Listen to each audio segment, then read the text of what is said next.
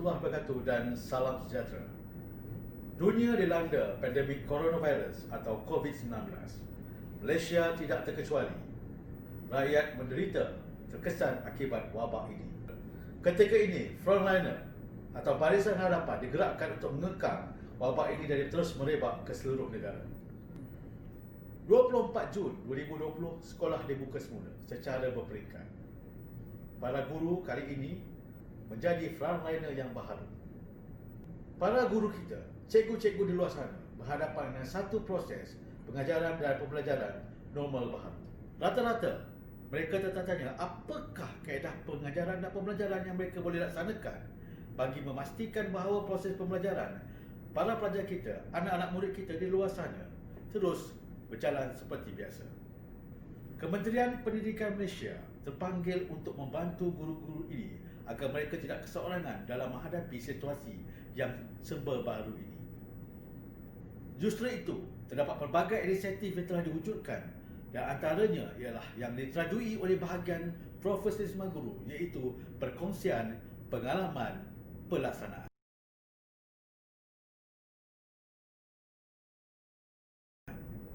Bersama saya, Kamaruzaman bin Abdul Rahman, ada 5 orang guru yang kita jemput khas untuk bersama dengan kita pada hari ini untuk membincangkan, berkongsi rasa dan pengalaman mereka dalam menjayakan kaedah pembelajaran.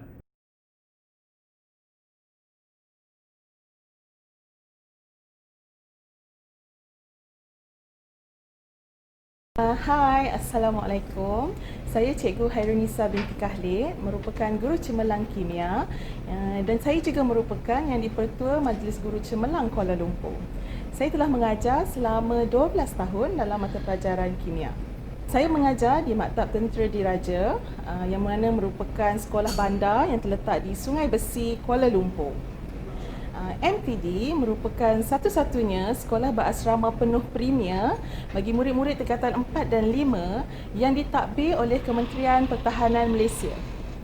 MTD berusaha mewujudkan pembelajaran holistik dan menggabungkan kurikulum akademik dan cara hidup ala ketenteraan serta kurikulum sukan dan permainan. MTD diterajui oleh Brigadier Jeneral Abdul Halim bin Abu Hassan TUDM, Komandan Maktab Tentera Diraja, dan Tuan Haji Razmi bin Abdul Razak, iaitu Pengarah Pengajian Maktab Tentera Diraja. Di bawah kepimpinan Komandan dan Pengarah Pengajian, Maktab Tentera Diraja kini telah mencapai kecemerlangan dalam bidang akademik dan ketenteraan. Sokongan padu juga diberikan oleh komandan dan pengarah pengajian kepada guru-guru dalam pelbagai program akademik dan kolaboratif bersama sekolah-sekolah lain.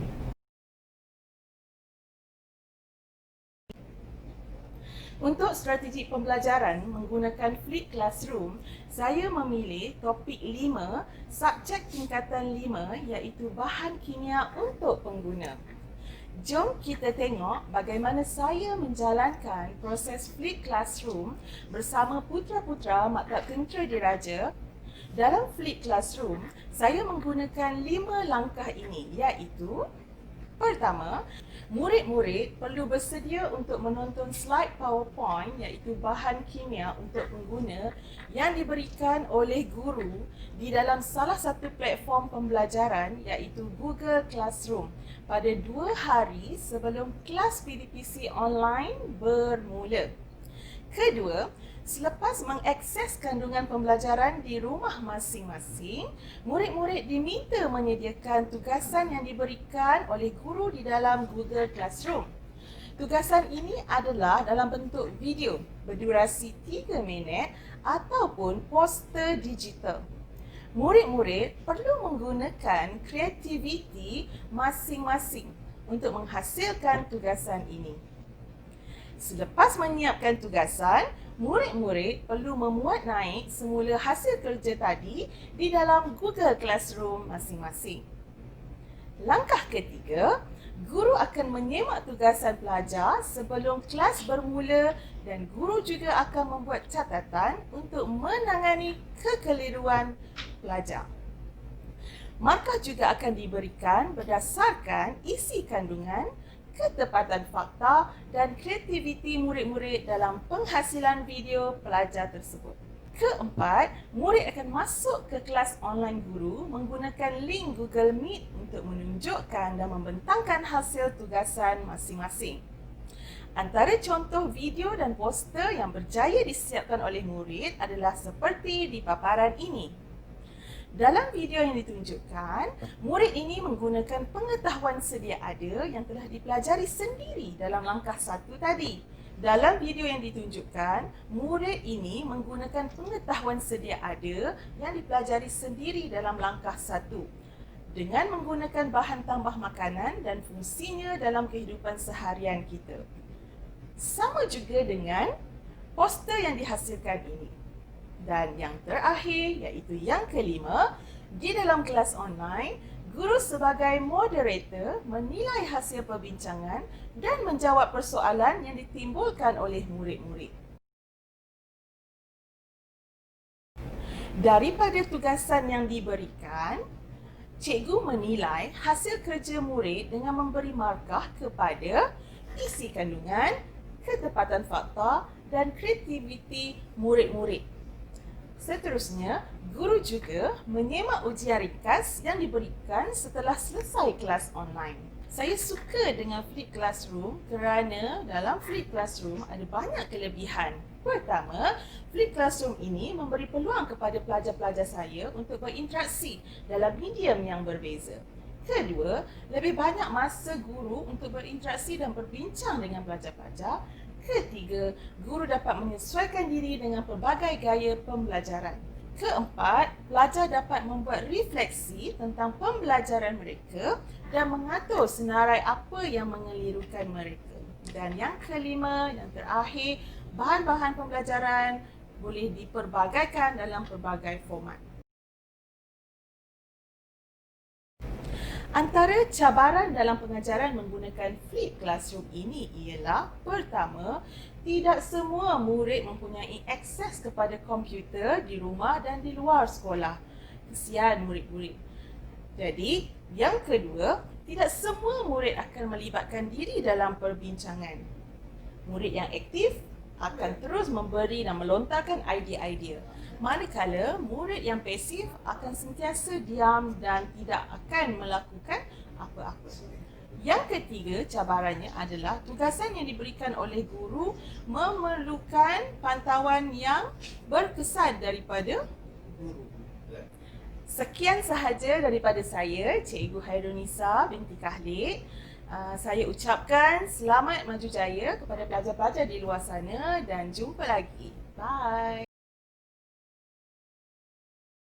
Assalamualaikum warahmatullahi wabarakatuh. Saya 436756 Putera Kanan Muhammad Amrul Azmi Pozan dari kelas 5 kapal Company Hotel. Antara kebaikan Flip Classroom adalah saya dapat melengkapkan diri dengan ilmu pengetahuan sebelum masuk ke kelas. Selain itu, saya dapat membiasakan diri mencari nota dan memahami secara kendiri. Akhir sekali, saya sebagai murid tidak perlu mengharapkan cikgu-cikgu sebagai sumber nota. Kesimpulannya, Flip Classroom mampu mewujudkan pelajar yang berdikari pada masa hadapan.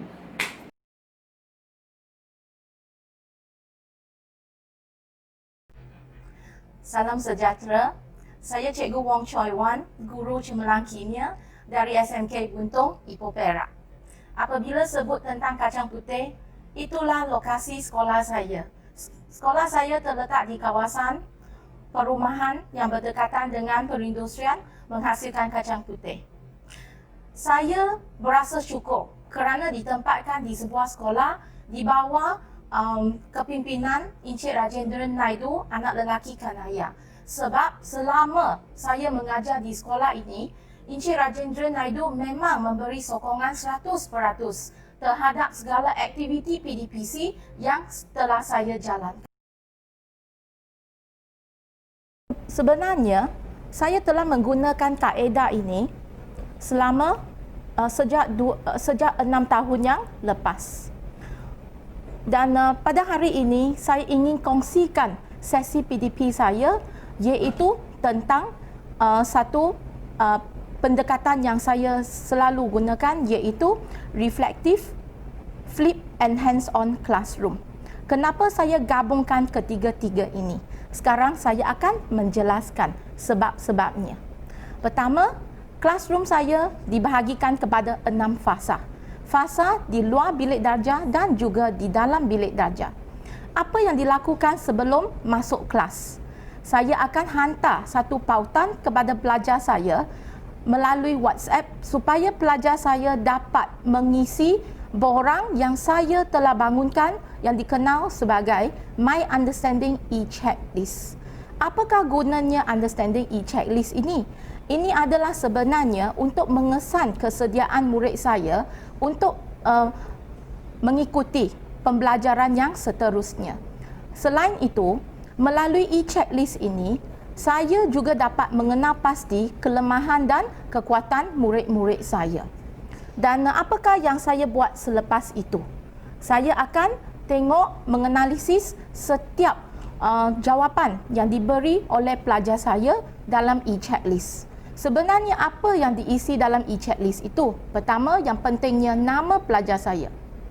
Sebab apabila saya mendapat maklumat daripada e-checklist ini, pelajar saya mengisi penguasaan masing-masing mengikut subtopik daripada rating 1 hingga 4, di mana rating 4 itu menunjukkan bahawa pelajar saya telah memahami sesuatu subtopik dan juga dapat menjawab kebanyakan soalan yang dikemukakan.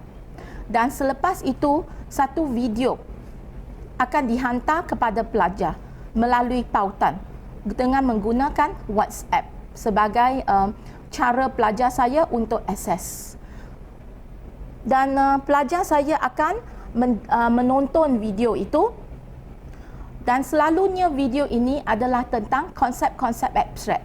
Semua orang jika disebut pasal kimia, memang kimia itu pada pendapat ramai pelajar, ramai murid mendapati bahawa kimia itu sangat susah, kimia itu sangat abstrak.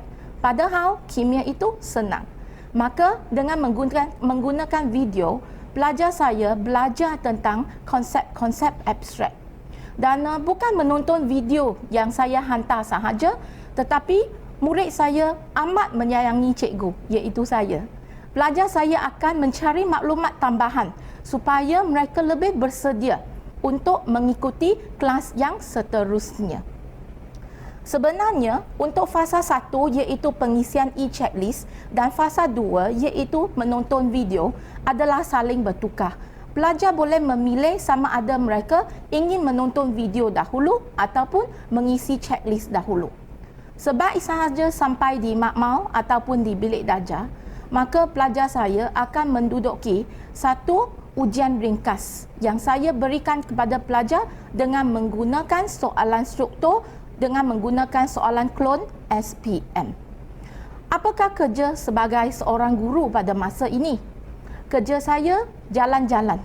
Jalan-jalan dengan satu tujuan, untuk memudah cara bagaimana pelajar saya menjawab soalan. Dan daripada proses itu, saya mengenal pasal kelemahan murid saya. Dan daripada sana, saya membimbing pelajar saya supaya lebih memahami konsep-konsep yang ingin saya ajarkan. Dan dari mana saya kenal pasti pelajar saya yang lemah ini? Saya dapat daripada hasil My Understanding Checklist. Selepas ujian sahaja, sampai kepada fasa yang seterusnya, iaitu aktiviti yang murid saya menunggu-nunggu untuk setiap sesi PDPC kimia. Murid saya akan masuk ke kumpulan untuk merancang eksperimen. Apabila dapat green light daripada saya sahaja, murid akan melakukan hands-on secara berkumpulan dan ataupun pada masa yang akan datang.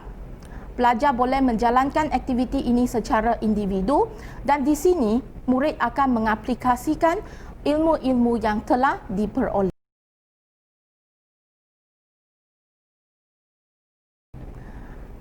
Sesi PDP tidak lengkap jika tiada sesi penilaiannya. Maka murid saya akan memulakan sesi pentaksiran dengan diberi soalan objektif.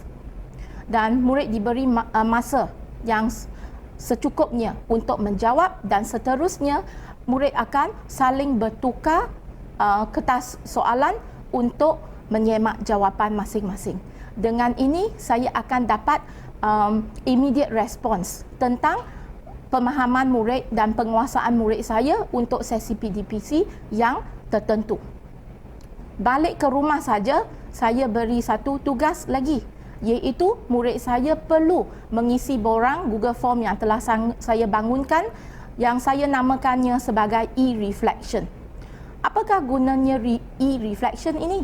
Sebenarnya e-reflection ini adalah untuk murid mengenal pasti sama ada mereka telah betul-betul menguasai sesi PDPC yang saya telah sampaikan, dan juga untuk memberi maklum balas kepada saya tentang sama ada sesi PDPC itu berjaya ataupun tidak.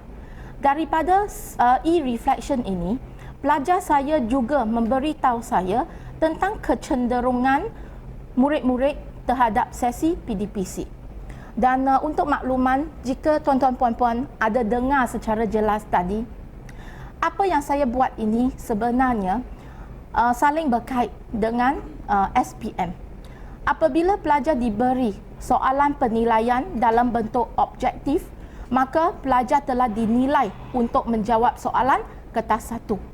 Apabila pelajar masuk selepas flip classroom, dia masuk untuk buat penilaian pertama dengan menggunakan ujian ringkas itu, sebenarnya murid saya telah menjawab soalan kertas 2. Apabila murid merancang eksperimen, secara tidak langsung, pelajar saya sudah dilatih untuk menjawab soalan kertas 3. Adakah flip classroom ini tidak berkaitan dengan peperiksaan yang akan dijalankan nanti? Jawapannya tidak. Apa yang dilakukan ini memang seiring selaras dengan apa yang perlu dicapai. Saya ingin kongsikan impak positif kaedah yang telah saya gunakan selama ini dengan tuan-tuan dan puan-puan sekalian.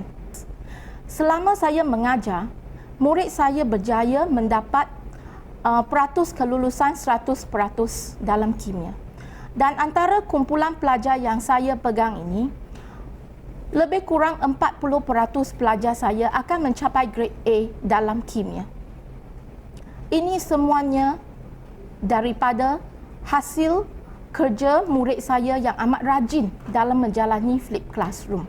Dan marilah tengok sedikit dapatan yang saya dapat daripada sesi PDP yang saya kongsikan sebentar tadi. Apa yang tuan-tuan puan-puan nampak di sini adalah dapatan daripada My Understanding e-checklist, di mana daripada e-checklist ini didapati bahawa 38.89% pelajar menghadapi masalah dalam mengenal pasti ion yang dinyacas pada anod dan kathod. Secara tidak langsung, ini menyebabkan murid saya menghadapi masalah dalam mengenal pasti pemerhatian pada anod dan kathod. Maka apabila saya jalan-jalan, saya akan mengenal pasti kelemahan saya dalam kriteria-kriteria yang telah saya sebutkan tadi. Dan saya ingin kongsikan juga tentang pencapaian murid saya dalam sesi penilaian. Apa yang tuan-tuan puan-puan nampak, 72.22% murid dapat menjawab semua soalan dengan betul dan mencapai pencapaian purata untuk sesi PDP ini, iaitu elektrolisis dalam industri, sebanyak 90.28%. Ini menunjukkan satu pencapaian A+. Dan pelajar saya telah mendapat pemahaman yang lebih mendalam secara visual apabila murid saya menonton video sebelum masuk ke kelas. Dan di sini kesukaran pembelajaran yang telah dikenal pasti melalui My Understanding checklist dengan jelasnya sudah dapat dikenal pasti. Bagaimana tentang kecenderungan pelajar saya dalam aktiviti pembelajaran? Sebenarnya, murid saya memberi feedback, maklum balas tentang aktiviti pembelajaran yang mereka suka melalui e-reflection.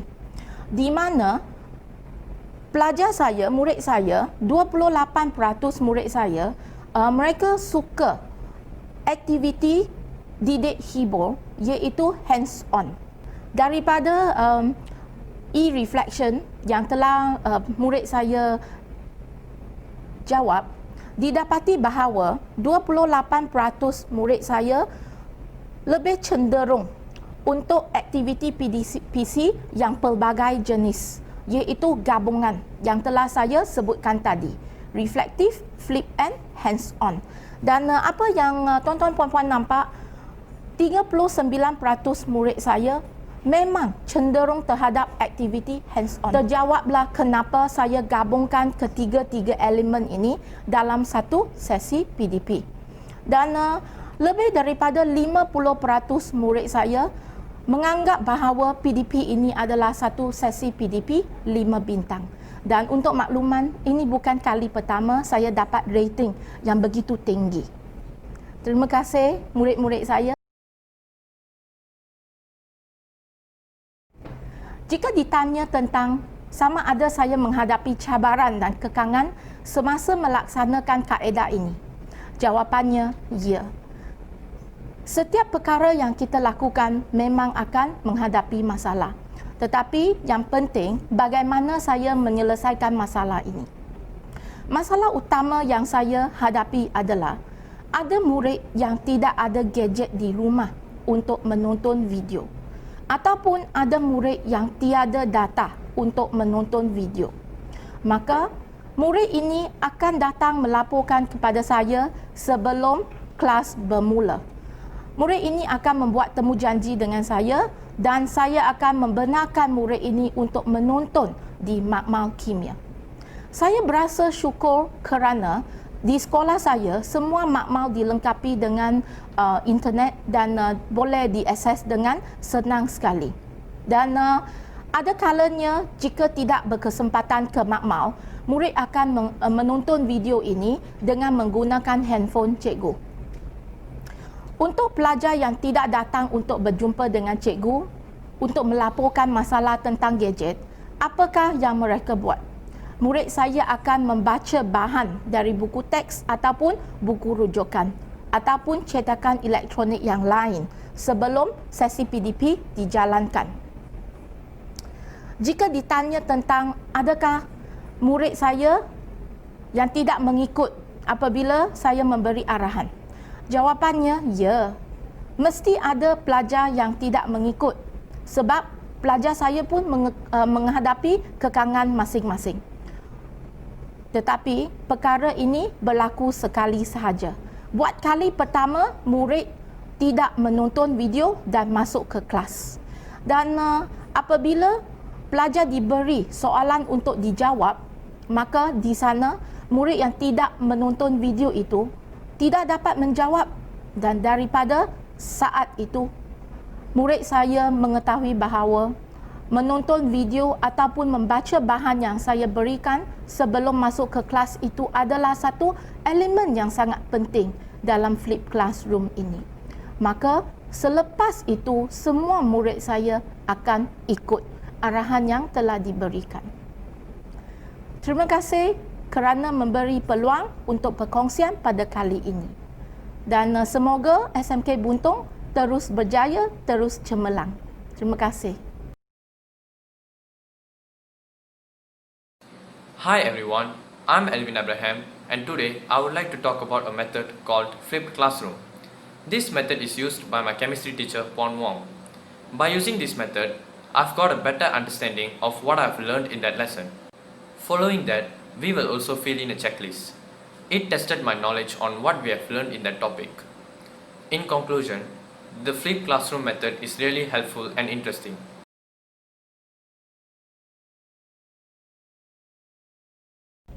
Assalamualaikum, saya Cikgu Norma Safina binti Muhammad Yusof, mengajar sebagai guru prasekolah di Sekolah Kebangsaan Seberang Ramai.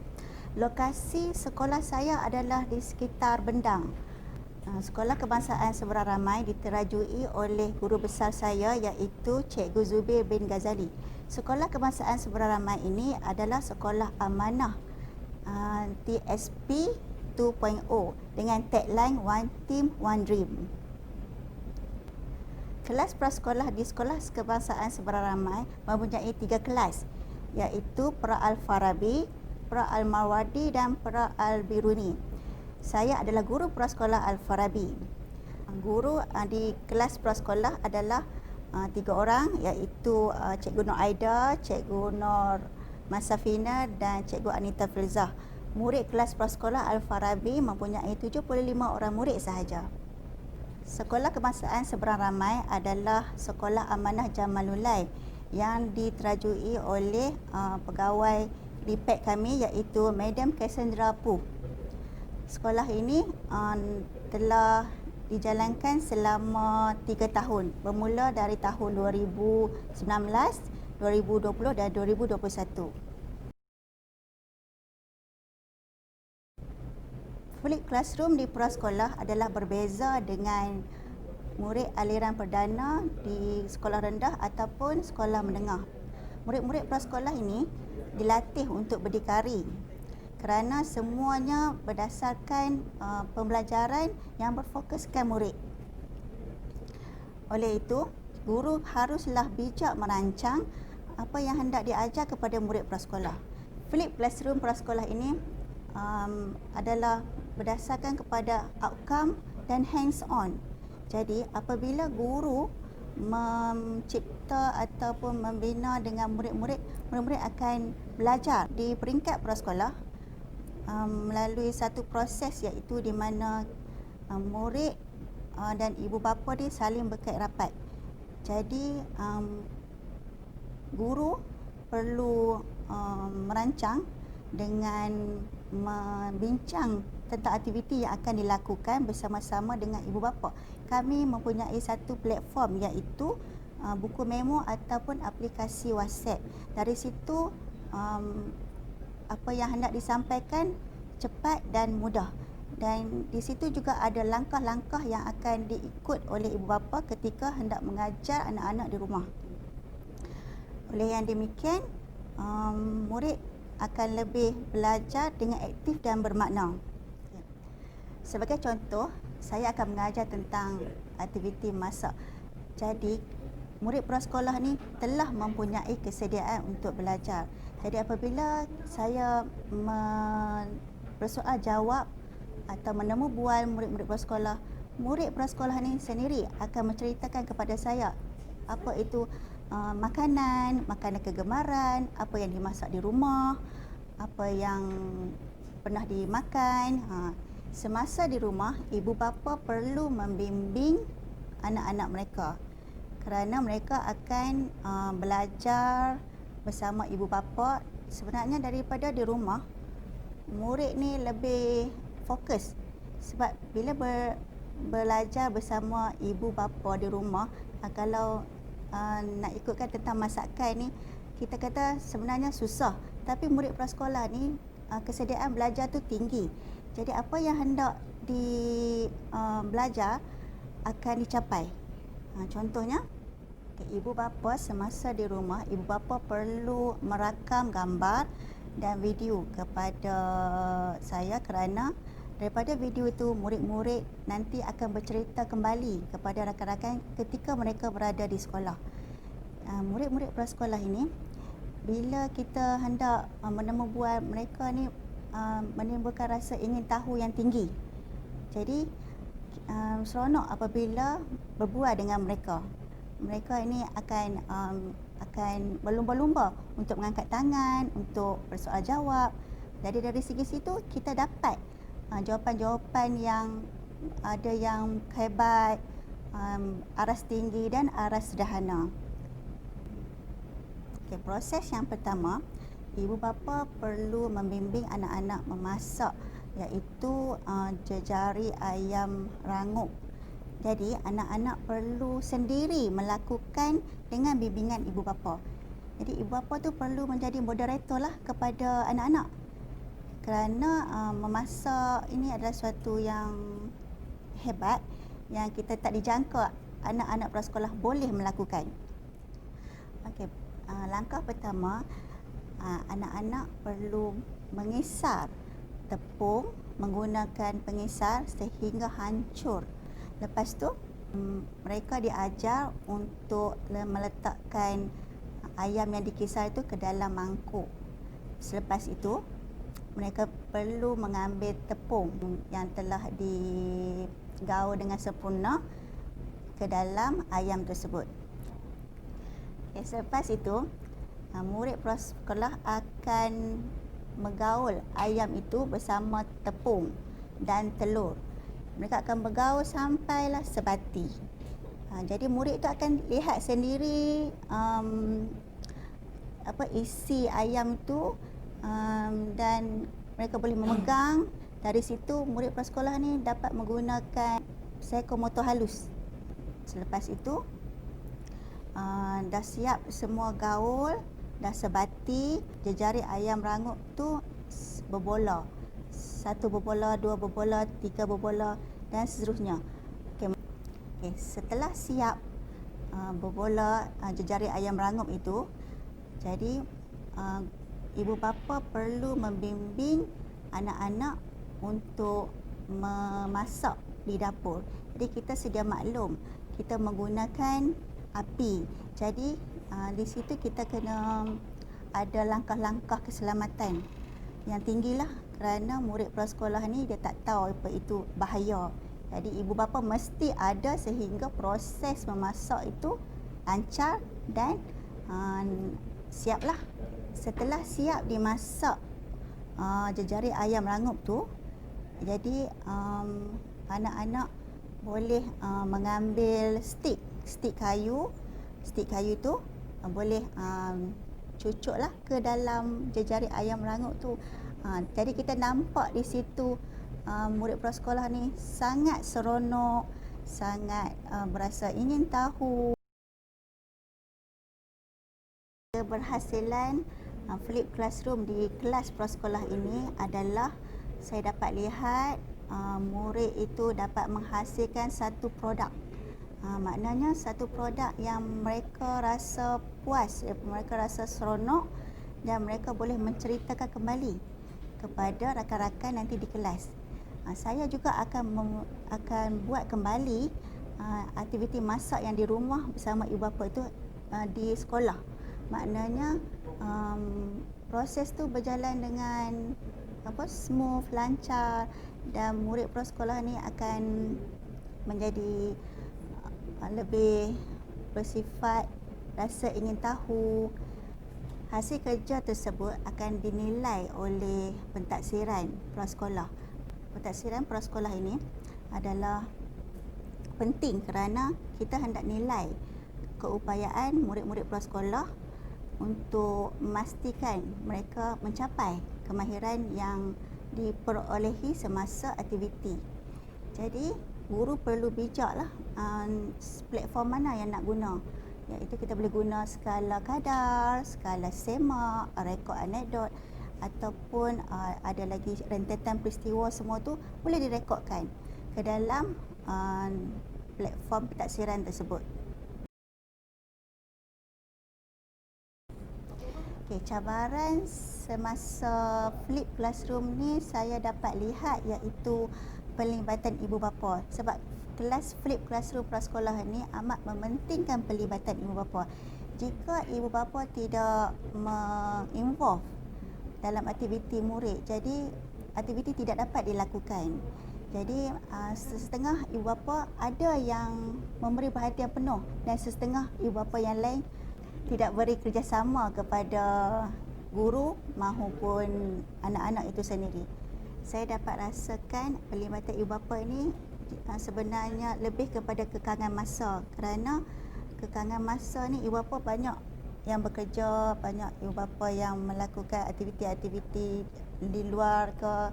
Jadi saya rasa anak-anak itu sendiri perlu lebih perhatian kepada ibu bapa, kerana pembelajaran Flip Classroom prasekolah ni sangat menekankan pelibatan ibu bapa.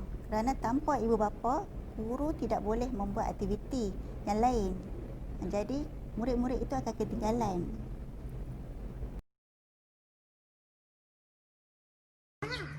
Assalamualaikum semua. Nama saya Aiman Lutfi. Saya dari prasekolah Al-Farabi. Nama cikgu saya Cikgu Pina. Saya suka pergi sekolah. Boleh bergaul, boleh color, boleh lukis, boleh baca. I love school.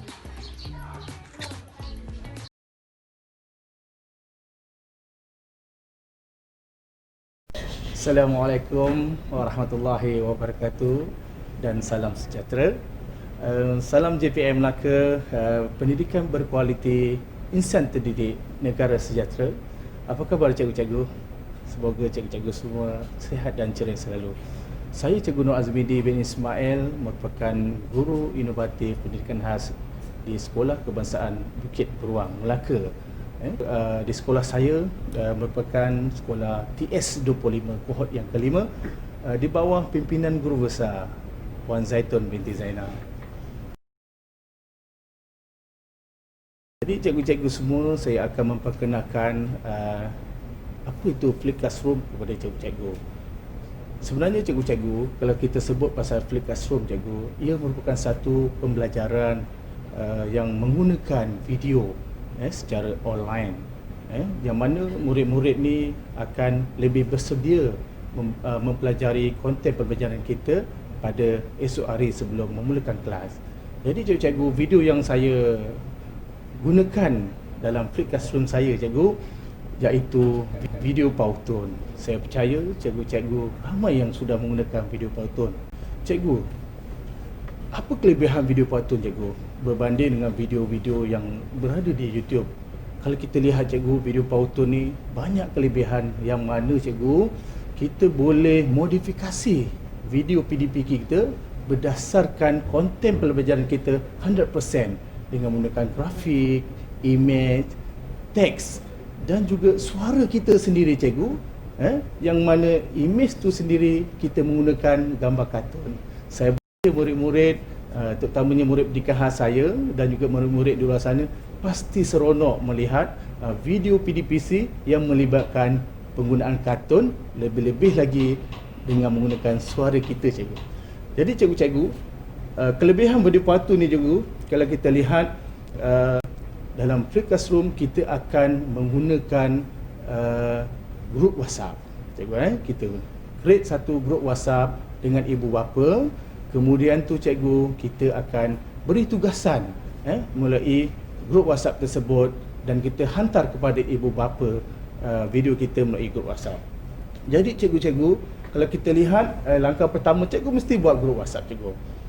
Selepas itu, cikgu akan send bahan video dan kita mesti tunggu respon ibu bapa cikgu. Kadang-kadang kita lihat kita hantar macam-macam video cikgu, tapi tak ada respon, bermakna proses pembelajaran classroom tu tak berlaku dengan baik. Jadi cikgu, saya percaya cikgu semua dah ada grup WhatsApp. Setelah cikgu hantar video Powtoon pada grup WhatsApp, cikgu akan menunggu respon pada ibu bapa supaya anak-anak sudah pun melihat video yang kita hantar. Selepas itu cikgu, kita akan menilai hasil kerja murid yang kita bagi melalui grup WhatsApp cikgu. Jadi saya nak kongsi dengan cikgu, video Powtoon ni sangat mudah. Saya tunjuk cikgu bagaimana proses pembinaan video Powtoon dengan lebih ringkas. Pertama sekali cikgu mesti ada tajuk. Apa tajuk cikgu nak terangkan? Kedua, storyboard. Cikgu mesti ada storyboard, cikgu mesti ada skrip, cikgu mesti ada rakaman, editing dan platform. Kemudian tu cikgu, kalau cikgu ada basic PowerPoint, saya percaya cikgu boleh melaksanakan video Powtoon dengan baik. Okey. Di sini cikgu, saya akan tunjuk video Powtoon saya yang saya tunjuk, saya akan kongsikan pada cikgu, iaitu inovasi speedline saya kongsikan dalam bentuk video Powtoon. Jadi cikgu lihat cikgu, dengan suaranya, suara saya, dengan kartun yang bergerak ni cikgu, murid sekiranya murid melihat, dia akan merasa seronok cikgu. Apatah lagi kalau ibu bapa yang ingin mengajar anak-anak tanpa video, tanpa apa, jadi mereka rasa sukar untuk nak mengajar anak-anak. Jadi video Powtoon inilah yang akan membantu ibu bapa dan anak-anak untuk belajar di rumah bersama-sama. Saya percaya cikgu, kekuatan video ni sangat kuat cikgu. Yang mana kalau kita lihat dalam perniagaan sekalipun, marketing, mereka menggunakan video cikgu. Seterusnya cikgu, dalam video PowerPoint ni cikgu, kekuatan dia yang kedua, selain kita konten yang kita buat ni 100% daripada kita juga boleh modify dengan mengambil setengah video daripada YouTube. Misal kata murid saya minat dengan Upin Ipin, saya ambil separuh daripada video tu dan saya cut dan saya masukkan dalam video saya. Dan juga kadang-kadang murid saya dia minat pada zaman dahulu, saya ambil sedikit dengan video tu, saya edit dan saya masukkan dalam video PowerPoint saya. Saya tunjukkan sedikit tentang bagaimana video PowerPoint yang kita mengambil daripada video YouTube tu. Okey, cikgu lihat ini adalah suara saya sendiri. Saya memberi salam, saya perkenalkan ini Cikgu Azmidi. Okey, niat doa puasa, sebelum puasa saya buat satu video sebelum bulan puasa dan doa berbuka puasa.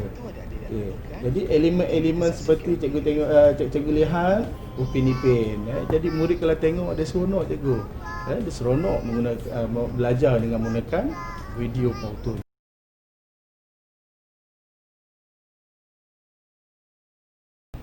Okey cikgu. Seterusnya cikgu, bagaimana keberhasilan ataupun pentaksiran yang saya gunakan melalui Flip Classroom ni cikgu. Yang pertama cikgu, kelebihan kalau kita menggunakan Flip Classroom cikgu, masa yang dia ambil untuk kita membuat penilaian ni cikgu, tahap pencapaian murid lebih lama. Masa yang dia ambil tu kita lebih, masa yang dia ambil untuk membuat penilaian ketika menilai murid di dalam kelas dapat dijalankan lebih lama cikgu berbanding proses pembelajaran tradisional. Kedua cikgu, kita dapat merekod hasil kerja murid. Hasil kerja murid di dalam carta pencapaian mata pelajaran. Saya nak kongsi pada cikgu, saya di sekolah saya memang selalu setiap tahun saya akan buat carta pencapaian mata pelajaran untuk pentaksiran murid sebelum saya key in dalam PVD cikgu. Saya akan tunjuk cikgu contoh yang saya laksanakan, saya wujudkan satu carta pencapaian. Jadi cikgu tengok okey. Keduanya cikgu, saya kongsi dengan carta pencapaian matematik kelas saya ni cikgu, yang mana saya melihat carta ni sangat penting sebelum kita merekod dalam PVD.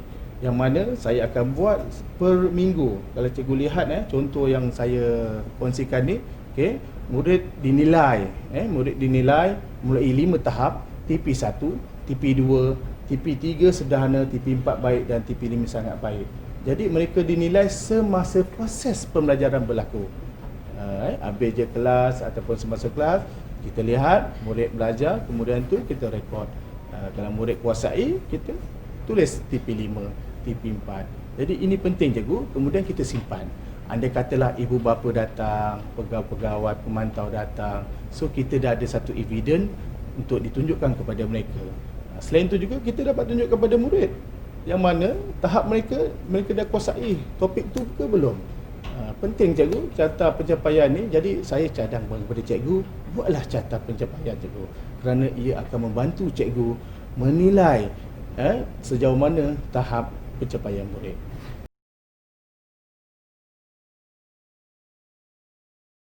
Terusnya cikgu, saya akan kongsikan dengan cikgu lagi satu, iaitu tentang cabaran dalam menggunakan Flip Classroom, iaitu video PowerPoint. Yang pertama cikgu, cabaran pada guru-guru ialah internet. Cikgu mesti mempunyai satu internet jalur lebar yang sangat kuat cikgu. Kalau tak kuat cikgu, internet cikgu, memang sukar untuk kita menghasilkan satu video PowerPoint dengan cepat. Yang kedua cikgu, gangguan cikgu, gangguan anak-anak. Memang tidak boleh buat cikgu video dengan kualiti yang baik pada waktu siang hari, sebab anak-anak memang bermain dengan kita, ganggu, lagi anak-anak yang kecil memang ganggu kita cikgu.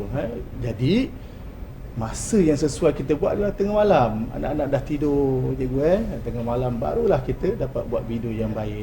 Dan masa diambil pun bukan 1-2 jam cikgu, menghasilkan video PowerPoint 3 minit cikgu, minimum mengambil masa dalam 5 jam cikgu. Ada yang hampir 1-2 hari. Kalau di Melaka, saya wujudkan satu grup Cikgu Tun, yang mana kita berbincang bagaimana nak buat satu video PowerPoint yang sangat berkualiti dan menarik minat untuk belajar. Kita berbincang dalam tu dan akhirnya alhamdulillah setelah berbincang kita dapat satu platform video PowerPoint yang sangat berkualiti dan menarik. Jadi cikgu-cikgu sekalian, cabaran yang kedua itu murid juga. Murid pun mestilah di rumah punya internet yang kuat. Untuk mendownload video kita tu. Dia video pun download sekali je cikgu. Lepas tu, lepas download tak perlu lagi internet. Boleh tengok bila-bila masa. Boleh tengok di mana-mana saja. Boleh tengok di handphone emak, handphone ayah, handphone kakak. Itu kelebihan video, cikgu. Dan cabaran seterusnya cikgu yang saya nampak adalah kerjasama ibu bapa. Tanpa kerjasama ibu bapa cikgu, saya percaya Flipped Classroom tak akan berjaya cikgu. Terutamanya di sekolah rendah. Di sekolah menengah saya percaya murid biasanya dah biasa dengan internet, Google dan sebagainya. Tetapi di sekolah rendah, lebih-lebih lagi murid pendidikan khas, saya percaya mesti ada bantuan ibu bapa. Mesti ada bantuan keluarga, kakak atau abang. Barulah Flipped Classroom itu berjaya dilaksanakan. InsyaAllah cikgu, saya percaya sekarang ni anak-anak berumur 3-4 tahun pun dah pandai bermain dengan gadget cikgu. Jadi saya percaya cikgu, saya cabar diri saya dan cikgu, cubalah laksanakan Flipped Classroom bermula pada hari ini dan seterusnya, insyaAllah. Assalamualaikum. Nama saya Muhammad Desda Ulhaq. Seronok dapat belajar dengan video PowerPoint sebab mudah faham. Boleh tengok berulang kali. Seronok dengar suara cikgu. Boleh belajar bila-bila masa dan di mana-mana saja. Sekian, terima kasih.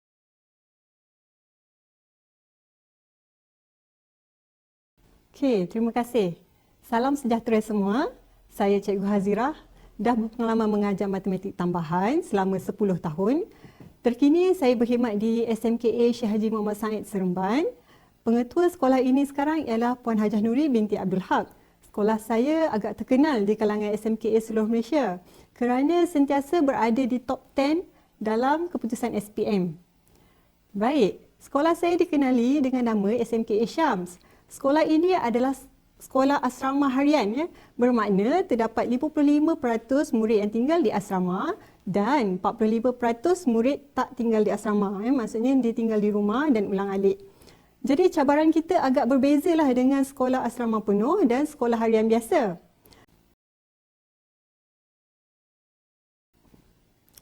Antara topik yang saya suka guna dalam strategi Flipped Classroom ini adalah statistik. Ini kerana saya boleh desain pembelajaran agar tak perlu menggunakan internet kerana separuh murid tinggal di asrama. Jadi Flipped Classroom ni tak semestinya menggunakan internet sahaja, boleh juga kita buat project base ataupun memberi bahan-bahan konkret sebelum memulakan PDP.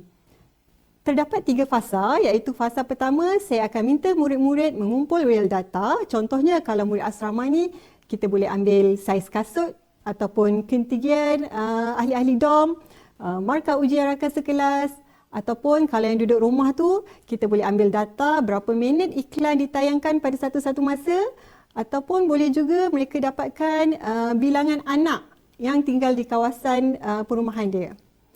Okey, jadi bergantunglah pada kreativiti murid masing-masing ya cikgu. Kemudian murid akan kira mean, mode, median dan variance berpandukan contoh buku teks sahaja. Okey, maksudnya dekat sini dia dah mengalami proses pembelajaran sebelum masuk PDP. Okey, jadi kat sini kita agak penat sikit lah sebab kadang-kadang ni murid ni dia tak berapa faham bila baca buku teks tu. Jadi dia akan selalu bertanya jumpa kita sebelum waktu PDP supaya dia lebih fokus dan takut salah buat kan. Jadi dia nak hilangkan kekeliruan dia. Okey, dalam Flipped Classroom ni yang penting sekali adalah engagement ataupun pelibatan murid semasa PDP berlangsung. Okey, masa inilah murid yang blur, yang tak berapa pasti sebelum masuk kelas, dia akan lebih faham konsepnya sebab kita dah mengalami proses PDP tu dan soal jawab dekat dalam kelas. Okey, kita akan bincang takrifan nilai-nilai mean, nilai-nilai mode, median dan kepentingan dia dalam kehidupan seharian. Ini adalah gambar semasa PDP berlangsung. Okay, kita nampak ada murid bergerak aktif dalam kelas, semasa murid membuat pembentangan, ada murid dengar, dan selepas membuat pembentangan, dia akan display dia punya kertas-kertas mahjong di keliling kelas. Jadi murid-murid lain akan dapat lihat hasil kerja kawan-kawan mereka dan mengenal pasti jika ada kesilapan dalam segi pengiraan mereka.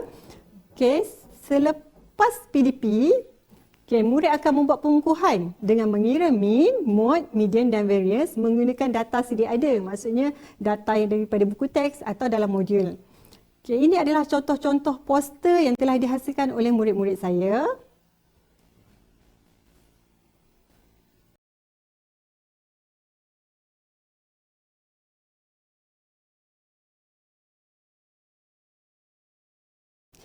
Baik. Kaedah pentaksiran yang saya gunakan ialah markah pembentangan dari segi usaha, kekemasan dan pengiraan. Yang kedua, saya akan nilai dari segi soal jawab iaitu secara lisan antara murid. Yang ketiga, saya akan buat kuisis untuk lebih menarik dan terancang supaya saya boleh merekodkan markah PBD mereka. Dan akhir sekali, saya akan bagi reward kepada murid yang menghasilkan poster yang paling menarik. Dengan Flip Classroom, projek base begini, saya dapati ada banyak impak positif. Yang pertama, murid dapat kemahiran mengumpul data. Ini antara skill yang semua murid patut mahir pada peringkat sekolah menengah ini. Yang kedua, murid berpengalaman mengendali data real. Yang ketiga, murid akan lebih ingat apa yang dipelajari. Yelah, murid dah ambil masa yang lama untuk menyiapkan projek ini, jadi mereka akan lebih faham konsep dan lebih ingat apa yang telah dipelajari. Yang keempat, murid dapat kemahiran membentang, membina confidence level mereka semasa aktiviti pembentangan. Yang kelima, kita akan nampak murid bergerak aktif di dalam kelas untuk dapatkan hasil dapatan dari kawan-kawan lain. Yang keenam, murid dapat melahirkan kreativiti melalui poster yang telah dibina bersama rakan-rakan.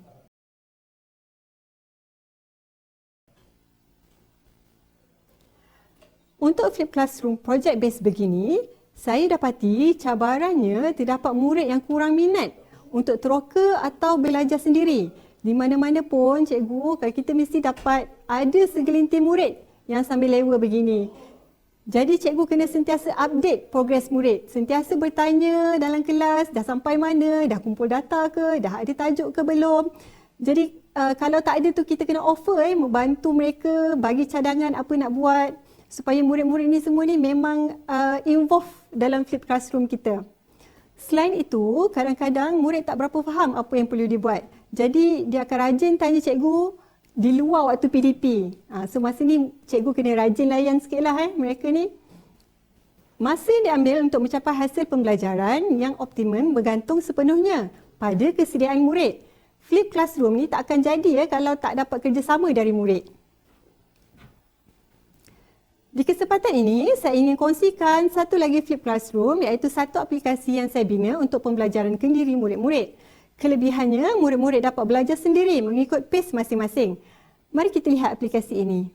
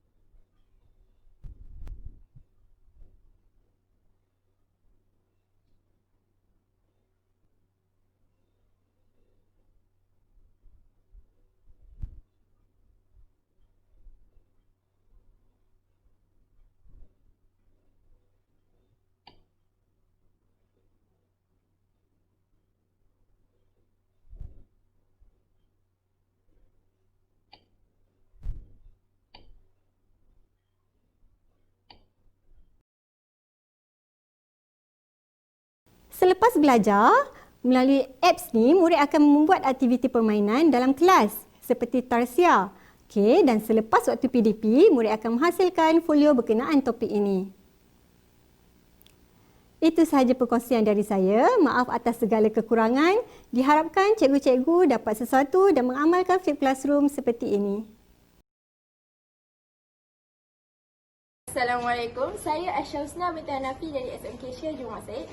Saya amat suka dan berminat dengan projek based learning ini sebab walaupun dia ambil masa yang agak panjang sedikit, tetapi sebab perkara itulah yang menyebabkan saya lebih faham dan lagi ingat berbanding kalau dekat kelas, cikgu spoon feeding je segala maklumat yang kami nak, kadang-kadang tu membuatkan kami lupa apa yang cikgu ajarkan. Jadi sebab itulah Flip Classroom ni memang terbaik.